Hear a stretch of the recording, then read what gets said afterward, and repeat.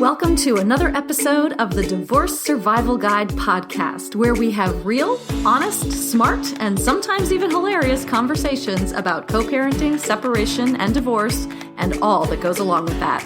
I'm Kate Anthony, your divorce survival guide, certified life and relationship coach, and happily divorced mom who helps women decide if they should stay in or leave their marriages and then guides them through the process one step at a time. Hey everyone, happy summer. It is starting to heat up here in LA, and I, for one, am not looking forward to the 115-degree weeks that are about to come. Oh my God, you guys, I don't have central AC in my house, so I have all these window units, and there are all these complicated systems involved with keeping doors closed to cool multiple rooms at once, and oh my God, it's just complicated and fucking expensive. Jesus. Anyway, I wanted to take this time not to vent about the heat, but to address a topic that comes up over and over again in my Facebook group. And if you're a mom who's struggling to decide whether to stay or go, or who's going through a divorce, you need to be in my Facebook group. There's a link in the show notes that'll take you there. But this is the topic that comes up over and over again. And it goes something like this. My husband has been emotionally abusive for years. I finally told him I was leaving, and now he's pulling out all the stops. He says he realizes the error of his ways and that he's working on changing. He even wants to go to therapy with me now, even though I have been asking for years. He's telling me that he's changed and that he gets it now. He's basically doing everything I've asked for years. I don't love him anymore, and I've tried for so long, but now I'm questioning everything, and I feel so guilty for wanting to leave. He's never been this nice to me in our whole marriage. What should I do? That is not a direct quote of anyone's post. That is simply the broad strokes of something that I see all the time. So here's my answer to that. I think it's great if someone realizes that the way that they've been acting for the last 10 years isn't cool. I think it's great if someone recognizes the ways in which they need to grow and evolve, and that they take responsibility for their actions and make amends for past hurts that they've inflicted on you. Like, all of that is fucking great. And it doesn't mean you have to stay. But more than that, and I'll come back to that in a minute, here's what will inevitably happen. If they aren't in their own therapy and working on their own growth and taking deeper responsibility by healing the wounds that got them here, this will not be lasting change. This will be nothing more than a tactic to keep you in the abuse cycle. If he was really emotionally abusive, this is part of the cycle where he draws you back in. Lasting change is not possible without hard, ongoing, and consistent work. I am going to say that again. Lasting change is not possible without hard, ongoing, and consistent work. And by the way, that applies to you as well. So even if he's doing the work, you still may have too many scars to be able to trust in this relationship again. And that is okay. You are allowed to feel that your trust has been too breached to be healed. You are allowed to make a choice that serves and protects your own heart and your delicate psyche. Because remember, you deserve to be happy. And here's something that I want you to look out for. I want you to give it a couple of weeks. If this is a tactic to keep you trapped in an abusive cycle, it usually takes about 2 weeks for the cracks to begin to show, for him to start to get angry again if he feels that he's losing control and his usual tactics aren't working. So watch out for those cracks, because that's exactly where the light will shine through and you will have your clear answer. And here's the other thing I want to add to this. If he's really doing the work, and he's really making effective changes, and you still can't bring the trust back, he should be able to accept that. And then you have the foundation for a beautiful collaborative separation that might be super healing and really healthy for your kids. That's what I was able to create with my ex, and the relationship we have now is a testament to the deep work that we both did and our commitment to putting our son at the center of every decision that we made, above our anger and resentment and anything else that would have made our divorce super nasty. That's what I wanted to say about that. If you have any more questions about this, join my closed Facebook group. It's only for women. I'm sorry, guys. But there are tons of conversations happening in there about just this topic. And as always, this is exactly what my program is designed to help you get clarity on. My program will help you do the deep work necessary to create lasting change for yourself. So I want you to check that out too. And again, we'll have the link in the show notes for both the Facebook group and my program. Okay, so today's episode. Today I have with me the amazing Matthew Solomon. Matthew is the coach for the modern soul, a relationship and empowerment coach specializing in intimacy and communication. He is the author of Man School, Relating with Women in the Me Too Era, which was an Amazon #1 new release in 6 categories. He writes the weekly column Too Sensitive for the Good Men Project, is an award-winning filmmaker, and a divorced father of 3. In addition to his private coaching practice, Matthew is also regularly invited to speak on panels on the topics of diversity and inclusion. So you can see why when I put out an APB on Facebook asking for who I should have on the podcast to talk about toxic masculinity, Matthew was a crowd favorite. So without further ado, may I present my incredibly inspiring conversation with Matthew Solomon. Hey, Matthew Solomon. Hello. Hello. Thank you so much for being here. Yeah, thanks for having me. I'm looking forward to our conversation. I am too. And I want to tell my audience that I searched sort of far and wide for the perfect person to have this conversation with. And somehow Matthew and I didn't know each other. Which was weird because we're really connected in a lot of ways.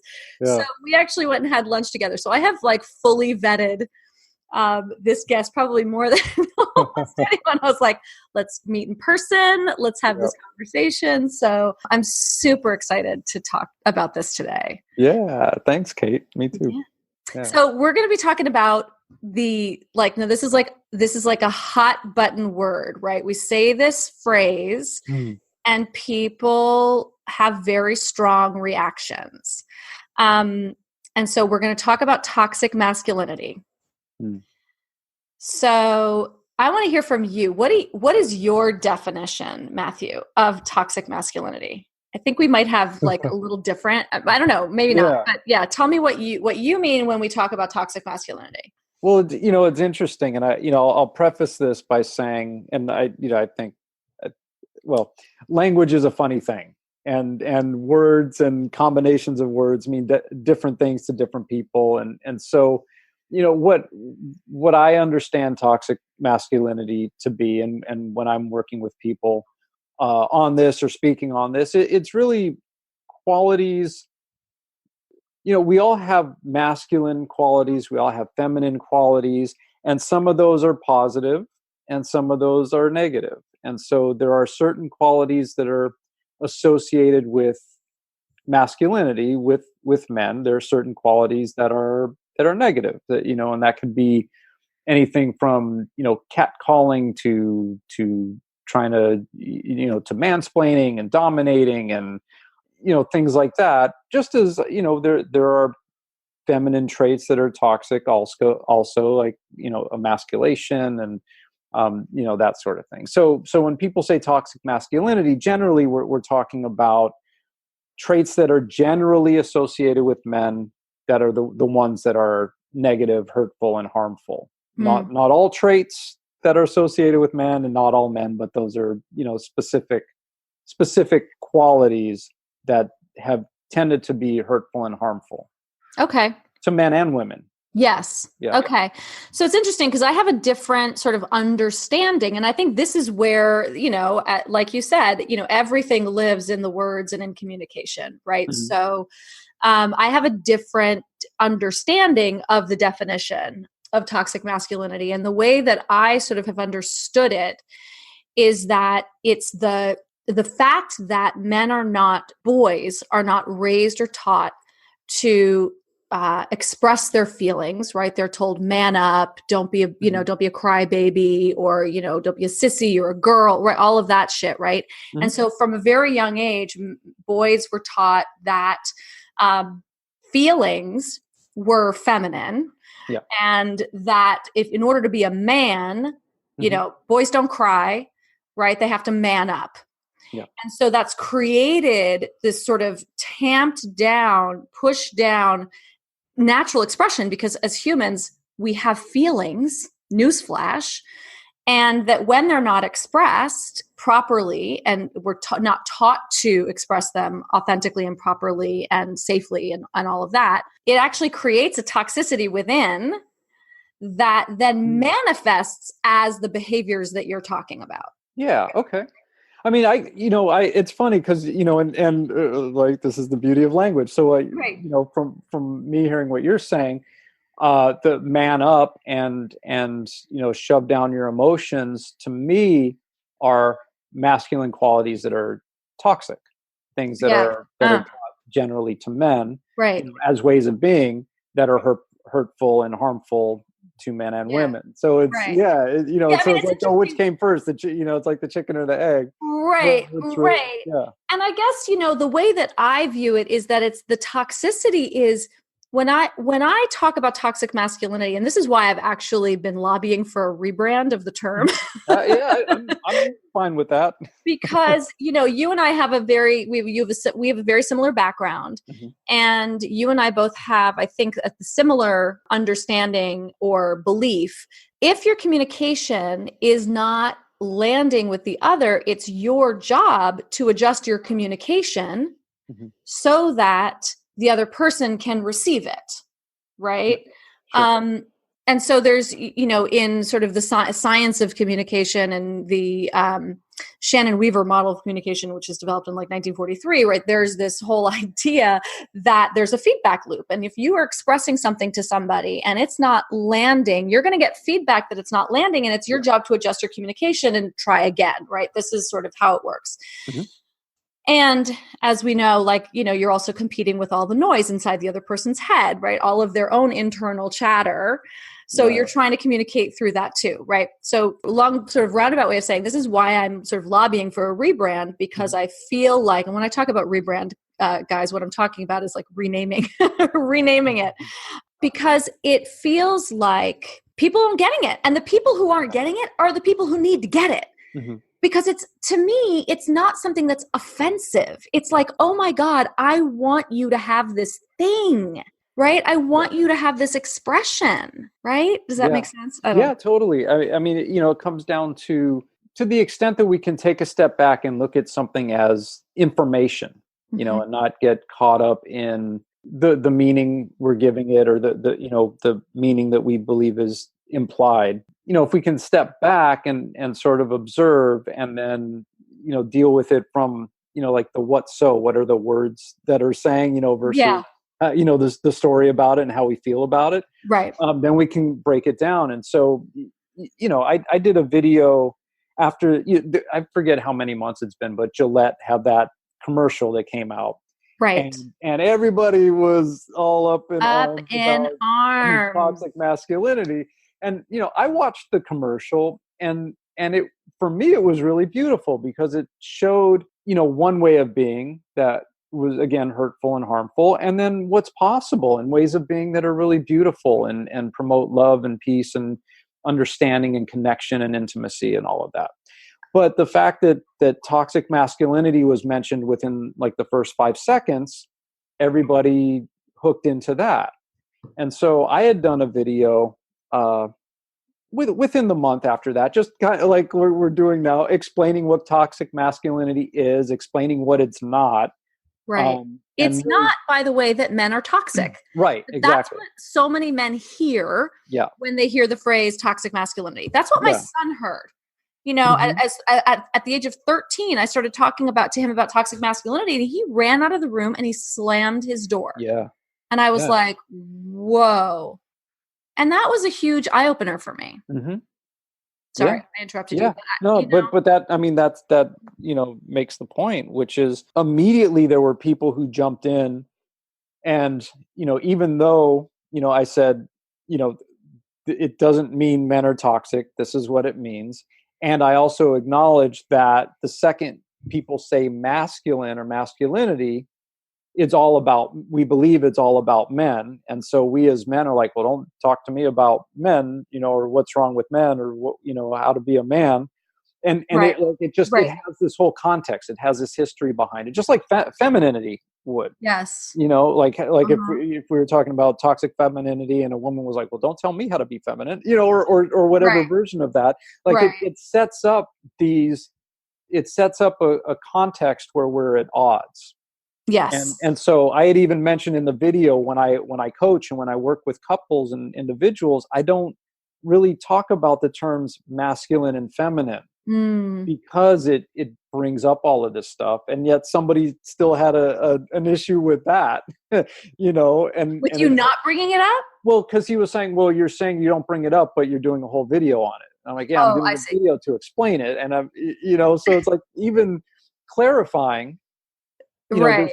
there's still that need to defend and confront, and all of that. So yeah, I mean, it would be great to to rebrand or rename, or find another way to address it, and it could just be harmful traits or something. Right. Could be as simple as right behaviors that, that hurt. But then at the same time, and in response to the video that I did where I mentioned catcalling as an example of toxic masculinity, there Yeah. were a lot of men who are like, catcalling isn't harassment, catcalling isn't toxic. When the women I've been talking to and working with and listening to for 20 plus years, it absolutely is, and it's scary. Yes. Yes. And I love that in your book that you talk about that. You really break down the how scary it is for women to be in the world right now. Mm-hmm. And it has been for a long time, but I Yeah. mean, as a woman in the world right now, I can tell you that I feel more fear and more unsafe being in the world. And I'm a white woman. Mm-hmm. Um, Yeah. and I feel more fear than I did growing up in New York City getting catcalled every day. Oh wow. And and I am now like, 48, a mother living in Los Angeles, like in my house 90% of the time, Mm-hmm. but just going out and dating in this world, I Yeah. feel Oh more yeah. unsafe than I ever did. Mm-hmm. And so much of it is this groundswell that we're seeing right now, this, since the Me Too movement. And I think that the Me Too movement is to this toxic masculinity kind of thing, it's all, we keep going from extreme to extreme, Sure. right? And it's just giving rise to so much more. Mm-hmm. Women saying no, no more, enough is Yeah. scaring the shit out of usually dominant white men Mm-hmm. who were like really happy in their dominance over Yeah. over women. Yeah, I Right. mean, it's interesting. I about a year ago, I was having a conversation with a white man who was in his 70s, Mm. and we were talking. I had mentioned the book that I wrote, and we were talking about the Me Too movement and all of that. And he was like, "Gosh, I wish we could just go back to the way it was. I think it was the 50s or 60s." He's like, "Everything was so much simpler." Yeah. I was like, "You do realize all of this was happening, you just weren't hearing about it." Right. He's like, Nobody "Oh, was well, calling you out on it. yeah, yeah." It's interesting. You mentioned dating, and one of the things I've shared with when I teach lead courses for men and women in relationships. The reality is, women share with me that when they go on dates, like they text their friends, "This is the guy that I'm going out with. This is his picture. This is if you have his phone number, this is his phone number. And if you don't hear from me by 10 o'clock, then." Yep, this is where we're going. This Yeah, is yeah, absolutely. yeah. And then when Absolutely. I ask men, well, what do you do to prepare for a date? And they're like, take a shower. You know? Yeah. Yeah. Right. If that. Yeah, right. Depending on the circles you're running in. Yeah, Right. or you never know. So, You talk in your, I mean, there's so much great stuff in your book. By the way, Matthew's Thank book is you. called Man School. Everyone needs to get it. Thank you. It's again, it's like my favorite kind of book. Which is that it's not like super long. It's not super dense. It gets exactly right to the point. It doesn't give a whole lot of fluff. Like you can read it in, an hour and a half or so, like sitting, like it's really digestible and awesome. So everyone needs to get it. Thank you. And as a woman, I appreciate it so much. So, that's not just for the men. I mean, obviously it's Man School. So we do want the men to get it, right? Like it doesn't do us any good if only women are reading, by the way. One of the things you talk about, and I love this, is that women are not men. That's a whole chapter. Women are not men. Can you talk a little bit more about what you mean by that? And I love the Alison Armstrong quote too, by the way. Yeah, I'm an right. Alison Armstrong fan. That was awesome. Yeah, I mean, it just we as humans tend to relate to each other as we see things the same, we think the same, we react to things in the same way. And just like we were talking about a minute ago about different things that we do to prepare for dates, and our different experiences in the world, like you feeling more fear now than you ever have as a woman, and me as a man being able to go for a walk at 11 o'clock at night if I want to. Women are not men and men are not women, is that we have different experiences. And when we can accept that and actually welcome those differences and acknowledge those differences in each other, that's when we can communicate. And so, how that came about was I saw a lot of interactions online, especially like on Facebook, where a woman would be sharing about a man in her inbox who, was hitting on her and then became confrontational and then sent a dick pic and then like any number of things, and said how like angry she was and that it's scary and angering and frustrating, and men were like, but it's a compliment, or you should be happy, or maybe you should get to know the guy.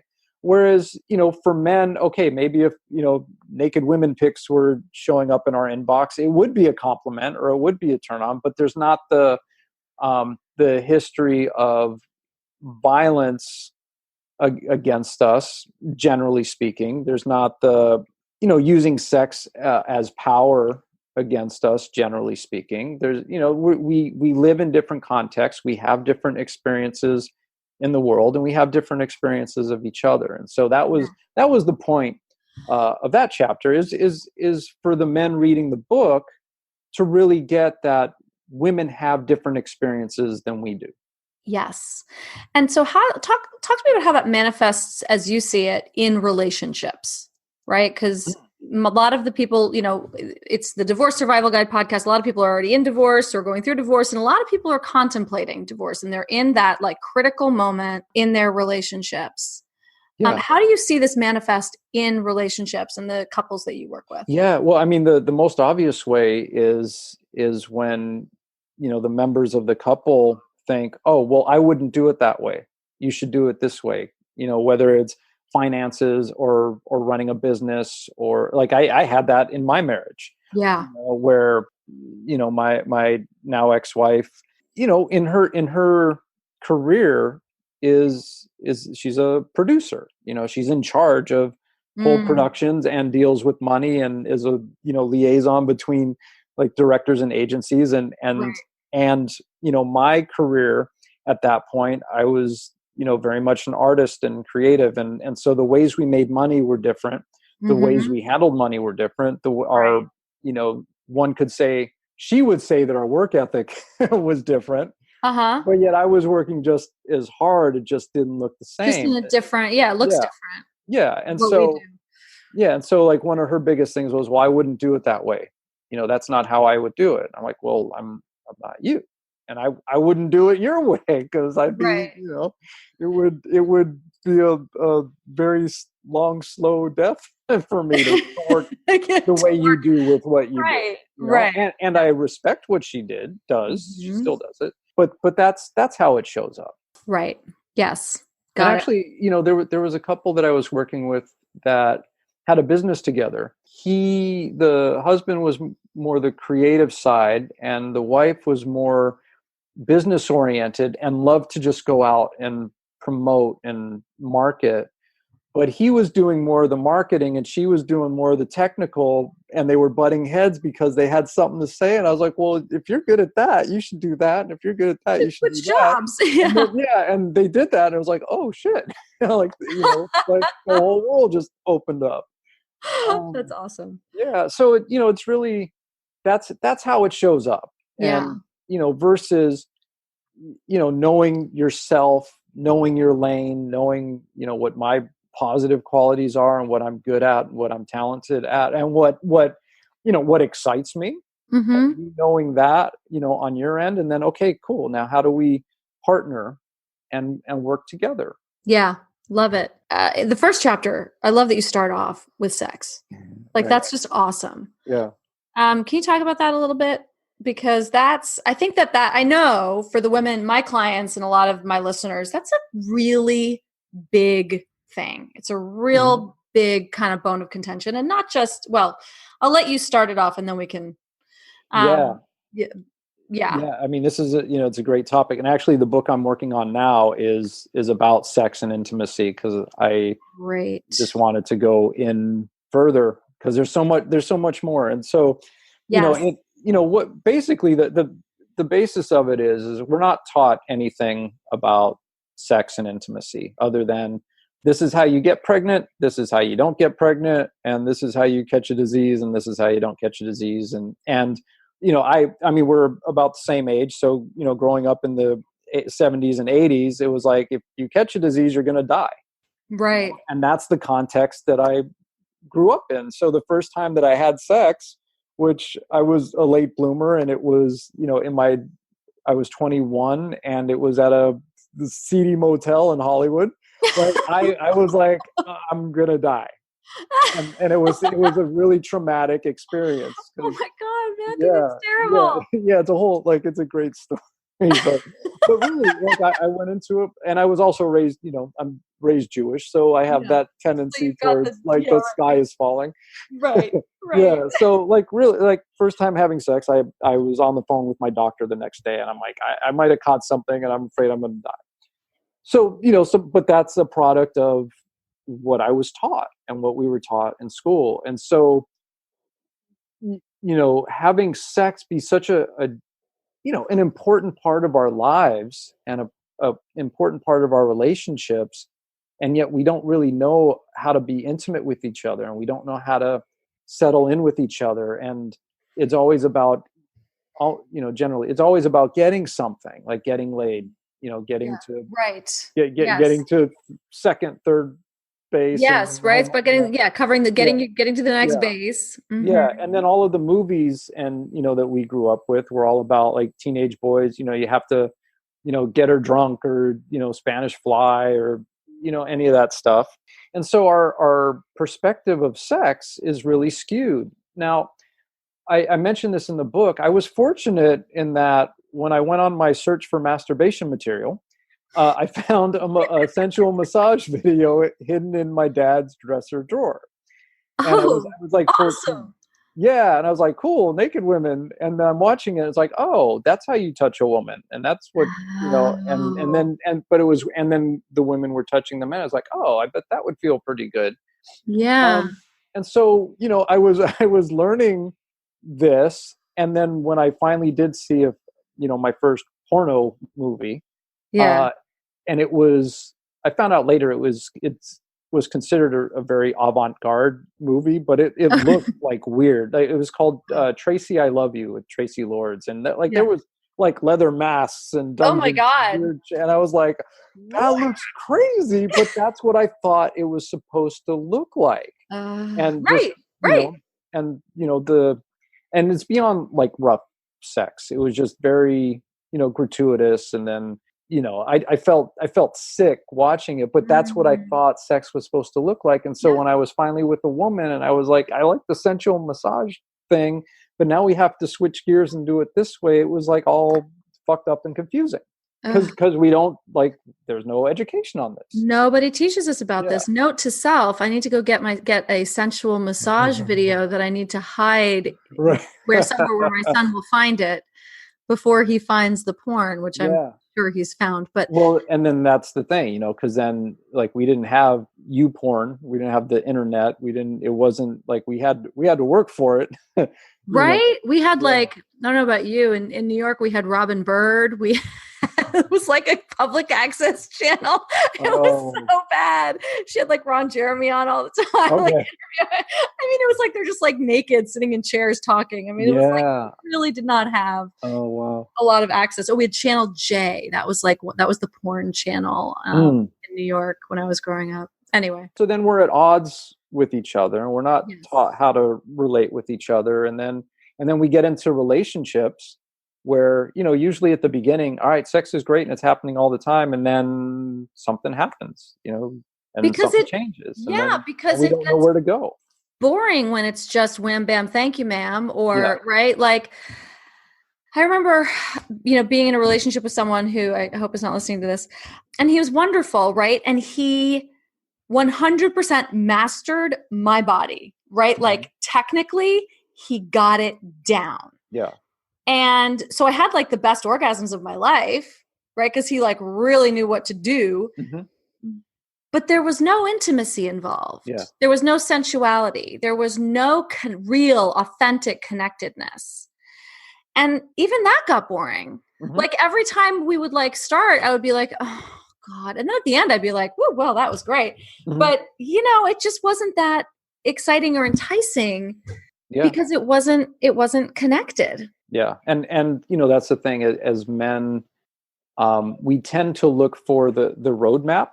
Mm-hmm. So we look for the techniques, and we look for the buttons to push and all of that. Totally. Which And I get that, yeah. like, it's complicated down there, like, and we're all different. And it's Mhm. like, you guys are pretty simple in that regard. We're pretty complicated. Yeah. Although, I mean, And diverse. yes, we are simple. And, what I've discovered in my own exploration, is that, there's a lot more, I have a lot more erogenous zones than the one that I knew I had. But it takes, it takes time, it takes attention. When women tell me that they want their partner, they want to feel their partners, there's a way to be present. And it's being present. There's a way to, be in our bodies, which, even though there was the sensual massage video, and then I had a subscription to, what is it? I forget. Better Sex Home Video Series, where they would, and so I would learn these techniques, which were really great, and it was great. And the women that I was with, appreciated it. Yes. And what was missing was I wasn't in my body. Right. I was in my head, my thinking head. Right. So, figure, okay, what do I do now? What do I do now? And what do I do now? Versus, so year and a half ago, I took a Tantra course. It was a 7-week course with a woman named Dawn Cartwright. And we met, it was like 20 people in the class. We met once a week for 7 weeks. And there were couples, and then there were singles, and everything was fully clothed. And we went through these exercises of just being present, sitting with each other and breathing with each other, learning how to touch each other, learning how to have consent conversations in ways that are sexy and fun and intimate. And consent is hot. Yeah. Speaking as a woman, a man, like, asking consent, like, first of all, you're going to get a lot further with a woman if you're asking consent, because it's like the answer is probably yes, right? And if it's no, like, fine, no. But it's fucking hot. It's a turn on. Mm-hmm. I'm here to tell you. Anyway, go on. Yeah, and there's ways to do it, because we, I guess sidebar, we tend to think of it as, okay, I'm asking for permission, which changes the dynamic, right? That changes the context. Yeah. But if we can come from a place of partnership and explore and invitation versus, can I do this to you? Yes. Can I do this to you now? Like that sucks. But it's like, right? Yeah. But if it's like, I would really love to kiss you right now.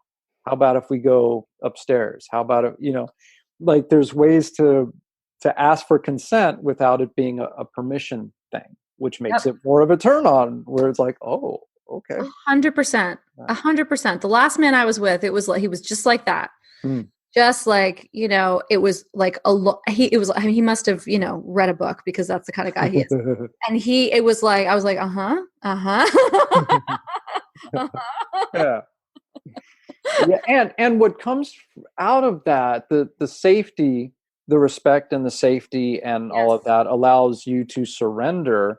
And when both partners are surrendered and just present with each other, like we, people talk about reaching higher heights and different states of consciousness in sex, and that's how you do it. It's not from okay, different angles and positions and all of that. That's No, you know it's like, it's breath and connectedness. And yeah. I want to highlight what you just said about the safety, Hmm. because this comes back to the conversation that we were having earlier about women feeling safe. Yeah.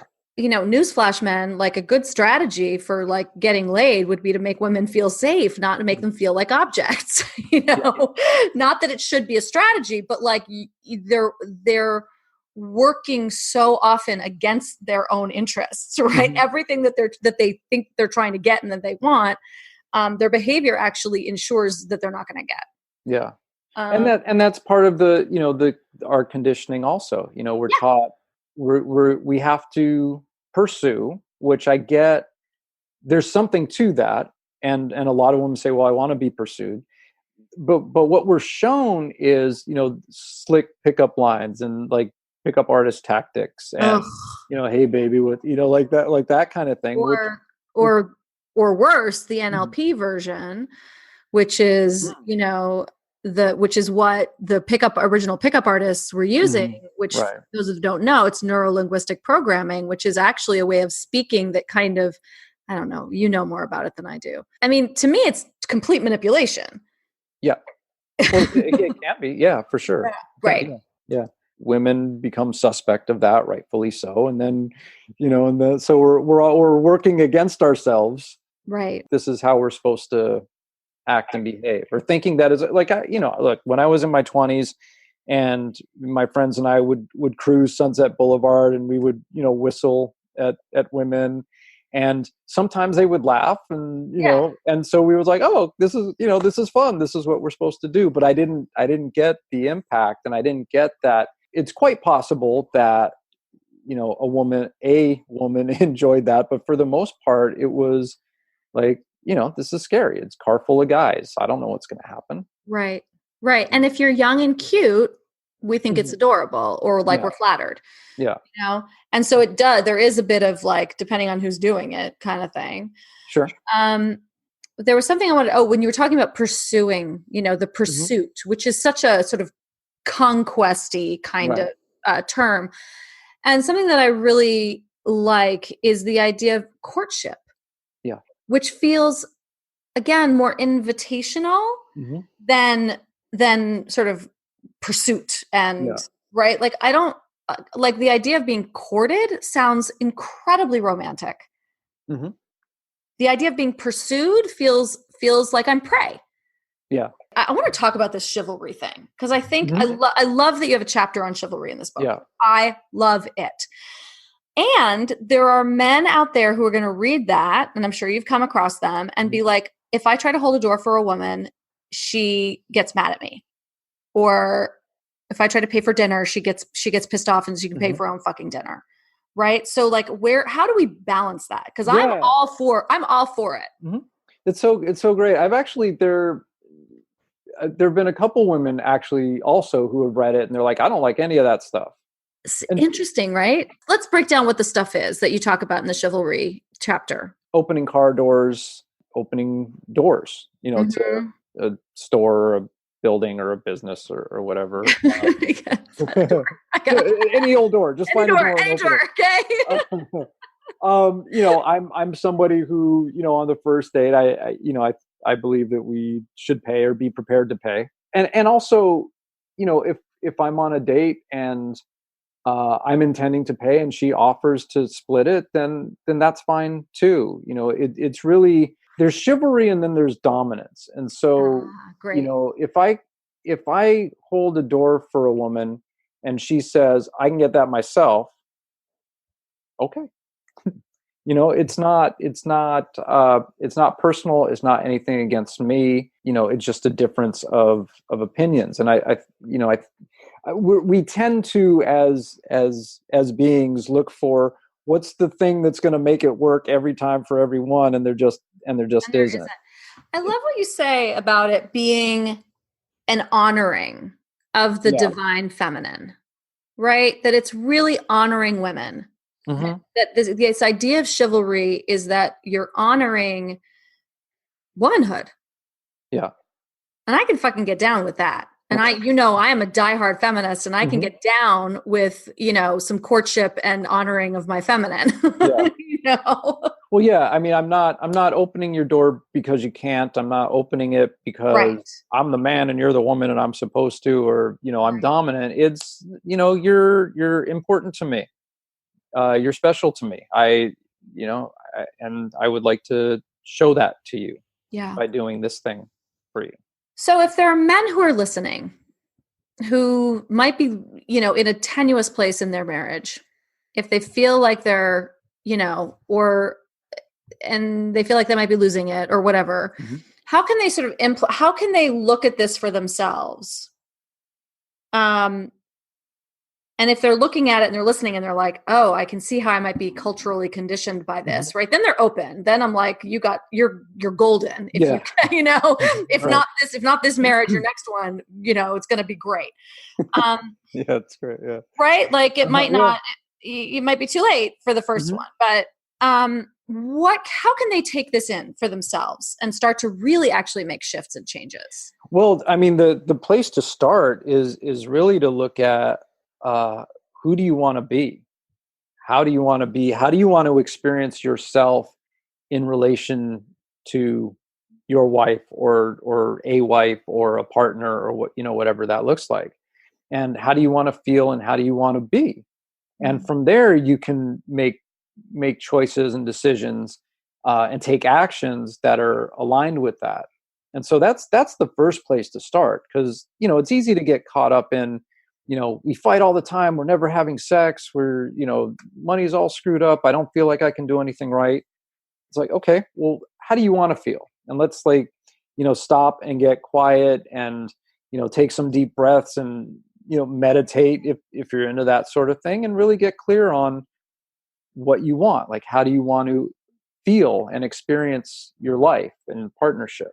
And then from there, you can, like I said, take actions, and you can also decide if this particular relationship is something that will have you feel that way, consistently, or if you're fighting against something.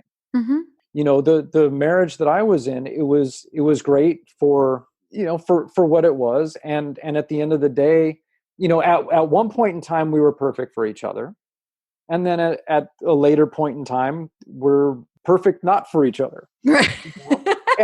and not in a bad way. It's just like, Right. we're just on two very different paths, and we came together for what we needed, and we had kids, and they're great kids, and then it was just time to move on.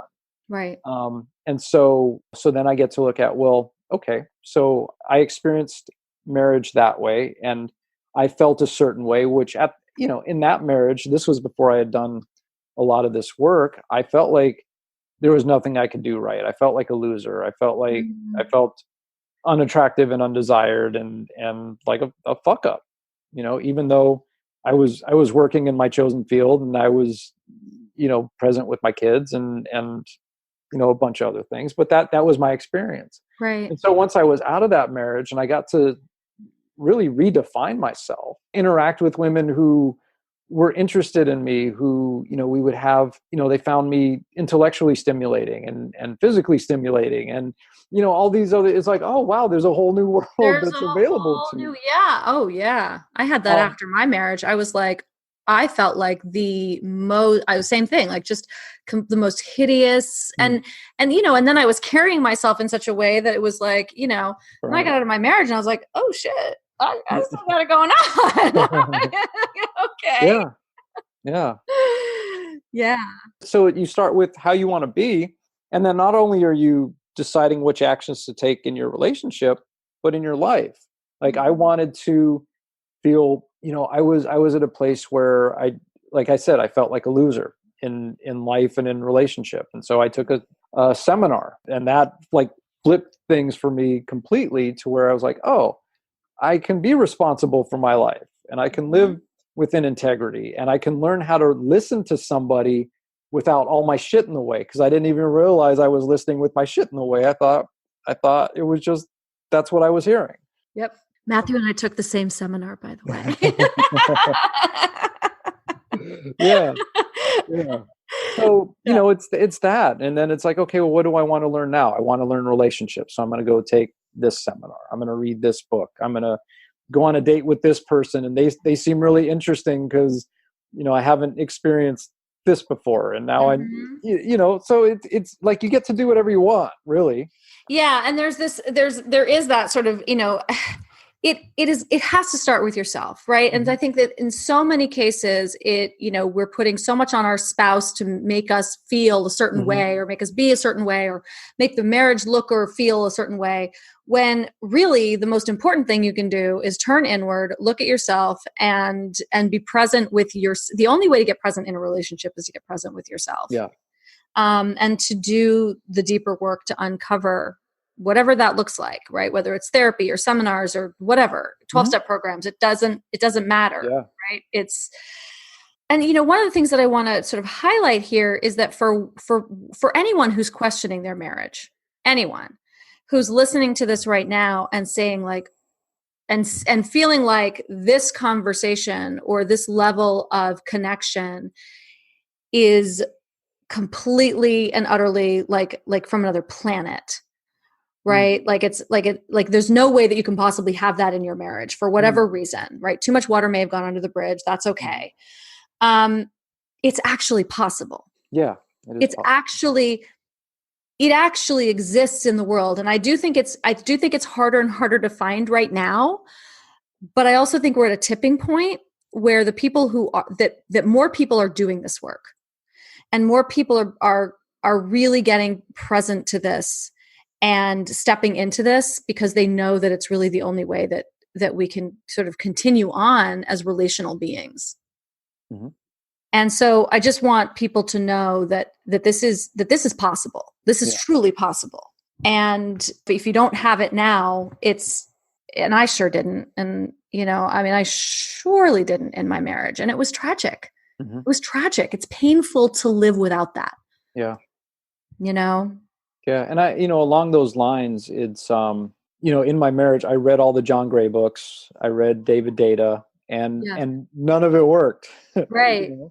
Right. And then started when I took that seminar, and took other courses inside that community after that, and really learned how to listen, and have like real conversations, and come from a place of having nothing in between, right? None of Mhm. none of my history, none of my, well, she's just like that, and she's like my ex, and like none of that stuff. So I could Yeah. really hear whoever was right in front of me.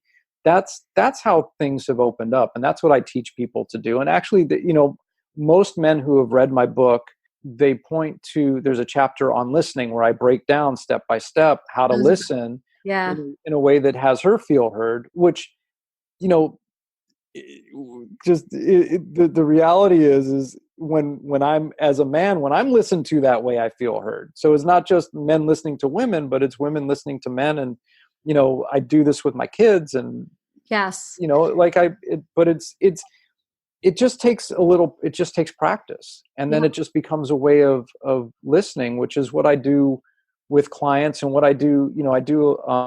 I'm hired to do interventions, with businesses where they have a breakdown in communication, Mm. or certain Mhm. departments aren't getting along, or Yeah. there's diversity issues, or whatever it is, where I create that space where people get to feel heard, and they say, I've never felt heard before. I've never felt listened to this way. And it's surprisingly simple. yeah. Can you Yeah. briefly break down? I don't want to, I mean, everyone has to buy your book, but can you briefly break down the 4 steps? I don't want to give away the whole thing, for God's sake. Well, it starts with that, giving up the need to be right. So, when you ask me about the chapter on women are not men, like, I don't have to be right about your experience. Your experience is your experience, and my experience is my experience. So then I get to listen to you sharing about your experience without any of my judgment in the way, or needing to respond, or needing to tell you what I think about it. Like, I just get to hear you. So giving up the need to be right. In the book, I talk about like listening to the actual words and being able to repeat that, which you wouldn't do in the actual conversation, but as a practice, you want to do that. It's a great practice. It's a great practice. Yeah. But the main thing is, the third part is getting your experience. And so when you're sharing about, I went to Starbucks after this meeting and they screwed up my drink, and then I was waiting, and then, my lunch hour was over and I didn't get it and I had to go back. What you're sharing is frustration. You feel defeated. You're angry. You're upset. Like, those are the things that when we share with each other, if the other person can get those emotions and those feelings, and to the extent that I can feel those as I'm listening to you share them with me, then we connect, and then you feel heard, and then there's intimacy and openness and connection. Yep. And then the last part is, if it's something that you were upset about or something you're excited about, there's the thing that you were committed to. What was it that you wanted to happen that either didn't happen, which is why you're frustrated, or it did happen, which is why you're excited? Right. And so knowing those things, that's what we're not taught, like any version of in school, but it makes all the world a difference. It is. And it's really listening for the person's experience of an event, not just the word, like not listening beyond the words, right? We're not just listening to words. We're listening for the experience. We're listening for the emotion behind it. And then we're relating and empathizing to that experience. Mm-hmm. Yeah.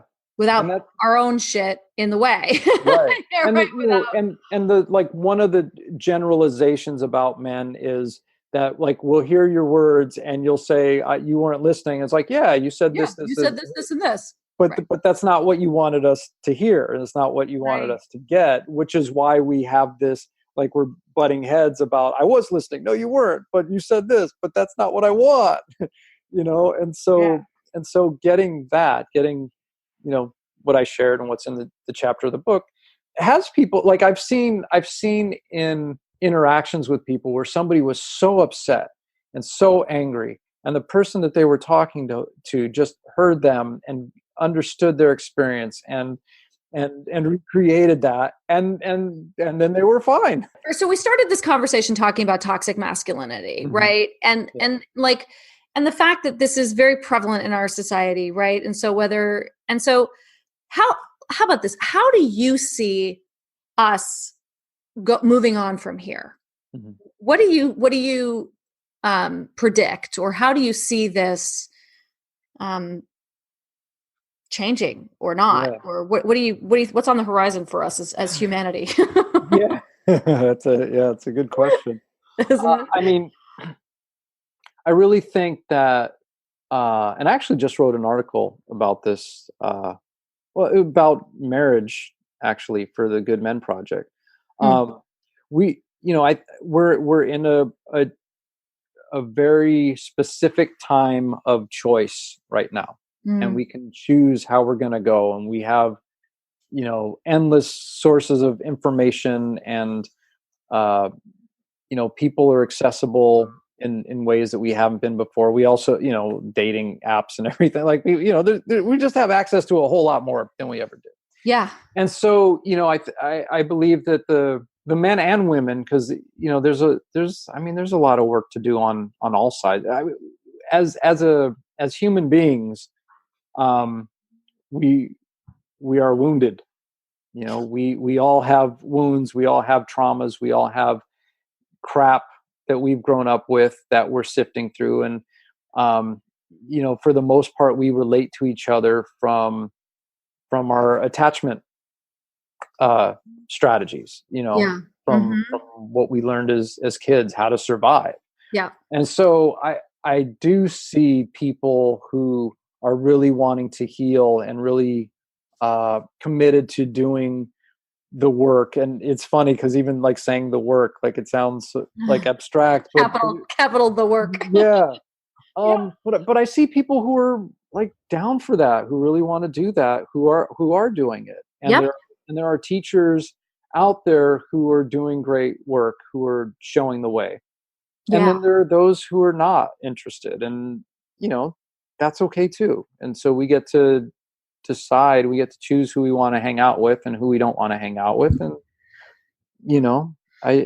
as far as like a big tipping point where it's all going to be like, I don't really believe in like the hippie peace and love thing. No.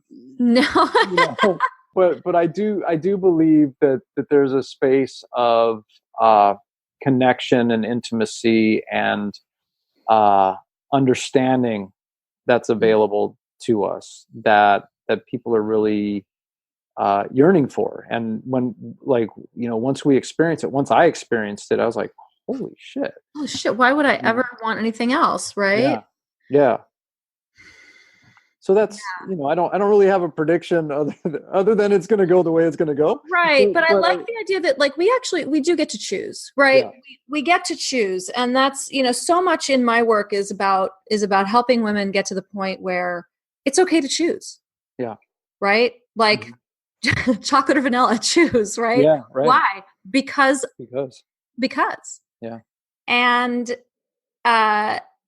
that's really, that's it, right? I get to choose. I get to choose whether to stay in this marriage, and I get to choose if I want to leave this marriage. If this person is not willing to do the work that I'm committed to in my life, which by the way is a signifier of, completely conflicting values, right? Yeah. You have a value towards about personal development and all of that, and then your spouse just doesn't. Like that's actually a core value conflict, which is sort of irreparable in a marriage. And if you choose to leave, it's okay. You actually get to make that choice because you are a human being in your own right with your own choices. And right, it doesn't mean it's not going to have impact. It'll have an impact, but you still get to choose. We get to choose who we spend time with in our lives. Yeah. And I would invite everybody listening to this to spend time with yourself.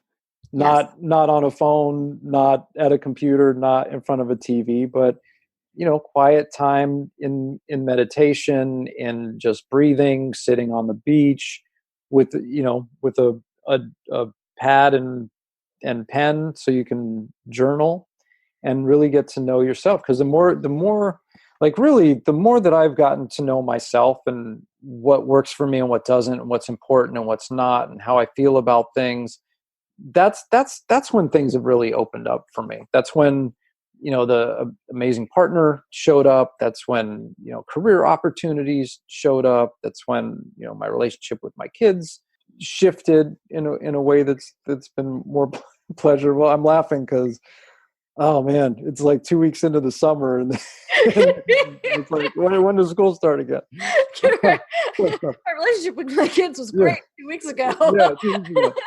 But what is there along with all of that is the conversation and the communication, and them coming to me as a source of support and information and knowing that I have their back and all of that as a guide versus as the dictator, which is what I was. Yep. And they were younger, and maybe that was more called for, but now it's not. Right. Yep. I love it. I love it all. Thank you, Matthew. Yeah, thank you, We Kate. talk all day, but I think that we got to let our people go. Thank you for coming on and talking about this. And I want to make sure everybody knows everything's going to be in the show notes, as everybody knows, they always are. Awesome. But Matthew's book is really tremendous and fabulous, and you should get it for yourself and for all the men in your life. And Thank it's you. called Man School. Yeah, Man School, relating with women in the Me Too era.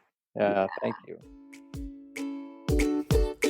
Thanks for listening to the Divorce Survival Guide podcast. You can find me over at kateanthony.com and be sure to subscribe to this podcast on iTunes so you don't miss an episode. See you next time.